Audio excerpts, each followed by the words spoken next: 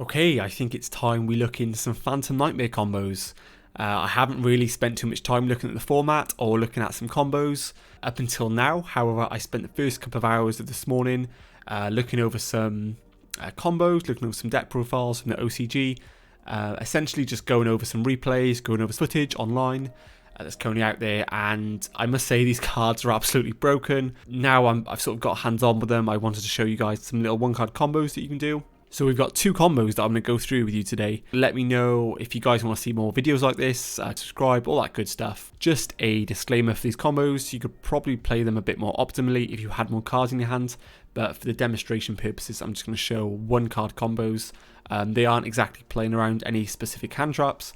Obviously you take that into consideration when actually playing a match. But yeah, this is just demonstration purposes, showing you what one Snake Eyes Ash can do in two separate ways. First combo is just Snake Eye Ash normal summon. I mean, they both are really, but the second one is played out slightly differently. So I'll just get straight into it, and then we can just sort of go through the combo, some little tips if you want to play around hand traps, and then over the end board we can slightly manipulate it depending on the matchup as well. Okay, so we're going to, for the first combo here, is going to normal summon Snake Eyes Ash. Use the effect to add any level 1 fire monster from your deck to your hand. We're then going to trigger Populous in hand, which when it's added, except by drawing it, you can special summon it. And then when it's special summoned, you can add any Snake Eye spell or trap card. So we're just going to add the original. Link off the Populous into Linkuriboh, triggering the effect of Populous engraved to place it into the spell or trap card zone as a continuous spell. From here, we're going to use Snake Eye Ash here to send itself and Populous to the grave to summon Flambridge. So in this point here, Flambridge is really good to have on the field early on, especially to sort of quotation semi-play around Nibiru. Because if your opponent were to Nibiru you here, you could just trigger the Flambridge Engraved to special summon back two level 1 fire monsters, which is obviously pretty strong if you get nibbed. There obviously are points where you link this off or send it, and then your opponent just holds the nib for that. But like I said at the start of the video, this isn't playing around any particular hand traps, but having the board presence of this on the field to potentially play around Nibiru is really, really strong, especially because we know the link climbing capability of Snake Eye so far. So yeah, we'll just get straight into the rest of the combo. So activating the original, sending Linkuriboh, this is going to get straight into the Snake Eyes Oak. So Oak has the same second effects where you send itself and another card, face-up card on the field, especially on the Snake Eye from deck. But the on-summon effect is basically target a level 1 fire, and either special summon it or add it to hand from graveyard or banished, which is pretty relevant. We're going to link, summon back the Ash, and then link them both off into IP here. So the reason why we do this is because we want it engraved to summon back off the Flambridge for later on in the combo. So here we're going to link 3 into our Princess, and then Flambridge triggers engrave, summoning back 2 level 1s. Now, if our opponent were to nib here, we'd have Princess engrave for a disruption on your opponent's turn, and then we would still have 4 cards in hand. So yeah, it's not too terrible if you get nibbed. But yeah, just bring back 2 bodies off Flambridge, and then the Princess is going to bring back the Flambridge engrave. We use the Flambridge effect to place any card on the field or in either graveyard to the spell or trap card zone as a continuous spell.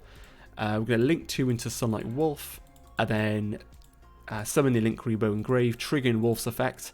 Now we could either add Ash here or Oak.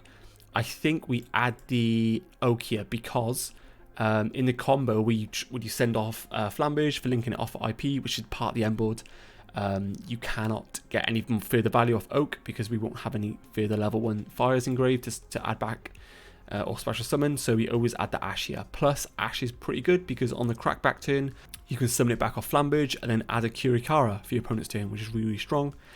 So it's going to link off these into Heat Soul. We're going to get a draw, pay 1,000, and then we're going to pass turn simply. So that is the end board. So that's one card. You're probably thinking that's really underwhelming, not much going on here. Graveyard resources, we have a Princess engrave, original for follow-up, and then we have 2 cards in hand. Now we are able to use the Flambridge here to special summon back the IP to our field. So we have IP, Flambridge, Heat Soul. Now we're not going to Heat Soul straight away here because this is something that could be quite niche and quite cool. Is just during your opponent's turn, they get priority. First action will summon the Pit Knight early. This could be really, really good in specific matchups.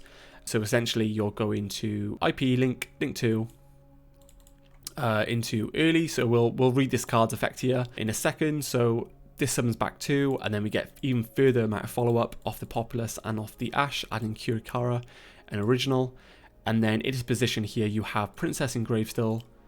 And then essentially what early does is when a monster this card points to activates its effect, you can target an effect monster the opponent controls, loses all its attack, and then it can activate its effects. So essentially what we're going to do is wait for our opponent to commit to a normal summon, and then we're going to chain Heat Soul, which will draw us a card, and then early triggers to target a monster on the field and negate its effects. So we draw, negate, and then that is simply it. And then obviously we have the Princess engraved to potentially destroy the early, which is quite niche again. It comes up during the end phase if this card is in a graveyard because it's destroyed by battle or card effect, and send it this turn, you can special summon it back out.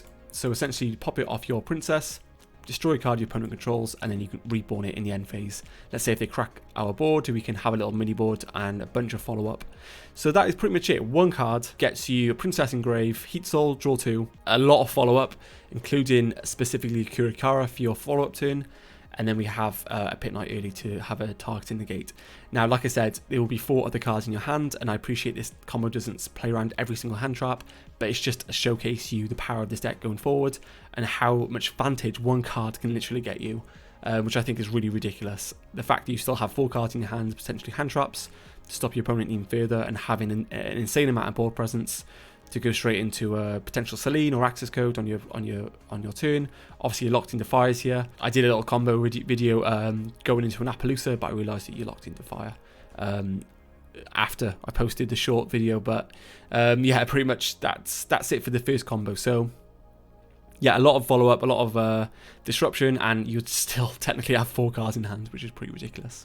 Okay, moving on to combo number 2. This is fairly similar again, however we are slightly changing the end board to incorporate some of the new cards that are coming out, so let's get straight into it. So I'm just going to normal summon Snake Eye Ash, adding a Populace. This is all exactly the same. Trigger Populace in hand, special summon Populace, but instead of adding the original, we're going to add here Snake Eye Dramatic Chase, which is a new card coming out in the next set. The effect is a quick play, place one Diabellstar monster from your hand, deck, or graveyard into the Spell Trap card zone as a continuous spell, and then during the end phase you can banish this card from your graveyard, target a monster in the Spell Trap card zone, and simply special summon it. But more notably, you can activate both effects per turn. So this card basically, if you don't summon Diabellstar, you can have it in the graveyard, placing the Diabellstar, and then trigger the Diabellstar on your turn. In the end phase to set a trap card that was released in Agoth, which I'll get to at the end of this sort of combo. So just go through the motions here. This plays out slightly different because we don't get to the original. So same again, Link Summon into Link Kuriboh, trigger Populace. Ash is going to trigger here, sending the Link Kuriboh this time because we're going to summon the Oak, and then Oak triggers to Monster Reborn back the Ash. And then we'll use the Oak effect, sending itself and Populace to get Flamebird here. And then we'll go through the motions where we link to into IP, Flamebird triggers to summon back 2, and then into Princess, and then Princess effect to reborn back the Flamberge, which Flamberge then puts the IP back into the Spell Trap card zone for it to be reborn during your opponent's turn. We go into Link 3 here. Link 4, sorry, Link 4. I had the Flamberge linked off, which is confusing me a second, but you definitely want to keep this on board because you need it to special summon the IP. So we're going to link 4 into the Ambler Whale, which is, I think everyone's kind of familiar with this card and how it interacts really, really well with the Princess. So you'll probably see a lot of this card on end boards going forward. And then here is where we activate the Dramatic Chase to place Diabellstar.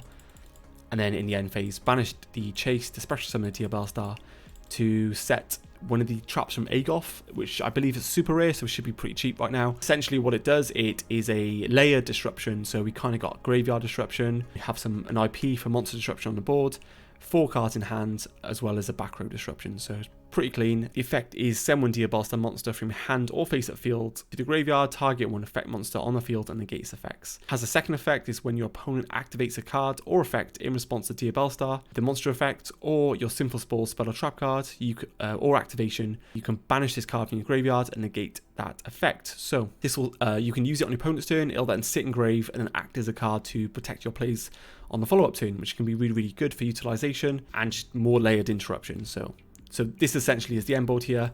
We pass turn to our opponent, use the Flamberge, ideally in the draw phase, standby phase, play around talents, and then when your opponent makes first action, depending on what they do, depending on what the matchup is, we can summon cards SP, Unicorn, or Appaloosa. So probably just like SP is probably the go-to here because we want to keep the Dia Bellstar. Using IP into the Flamberge, make SP, and then we can use a trap to send Dia Bellstar to negate a monster. And obviously the Flamberge gives us even more follow-up. We can add Curikara, same as the first combo, and we can add off the Populace, which gives us a lot of board presence, and then it gives us the Princess as well in grave, which we can destroy the Amler Whale, and then this sits in grave as a potential another destruction as well. So yeah, pretty clean little end board, 1 card, 4 cards in hand still, a little bit more layered interruption and focuses more on the targeting negation. So yeah, really impressive 1 card combos here for both replays. I think considering the fact this is 1 card, again, this isn't playing around every single hand trap like I mentioned, and it's not going into a board, it still can generate a ridiculous amount of advantage.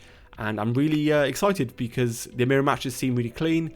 You can utilize cards like Heater to take cards to your opponent's graveyard, like Heat Soul. So the format's going to be heavily shifted into these Snake Eye mirror matches. From what I've seen and what I've played so far, it seems like a really skillful format. So hopefully some really good things the next couple of months in terms of interactive skill for Yu-Gi-Oh! I'm quite excited to get my hands on these cards as well. Probably expect some gameplay from my locals, for me playing this deck, some other people at locals playing this deck. So subscribe for more sort of gameplay, content, combos, profiles, all that good stuff, and I'll see you in the next video.